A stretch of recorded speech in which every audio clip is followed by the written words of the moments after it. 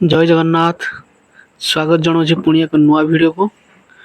तो मु एबे अच्छी राति 3:10 हम तो ड्यूटी रे अच्छी।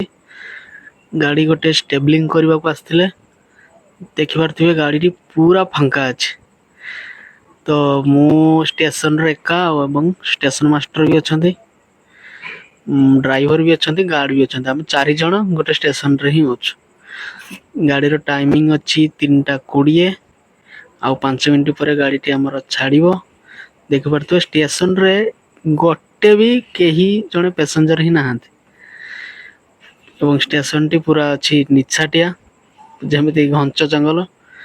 किंतु एते बड़ गरम रे मानिबा को पड़िबो जे एठी टिके भी गरम नहीं।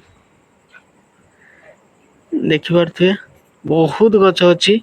दिन बेला एही जगहटी पूरा मस्त जगह एटा।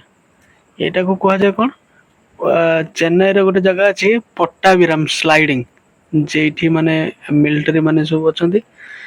एठी देखुथिबे ट्रेन रे गोटे भी नहीं। एई पटर आर्मी कैंपस अछि पूरा निछाटिया। दिन बेला यार सौंदर्यटा बहुत बढ़िया, राति बेला ठीक से देखा जाउनी।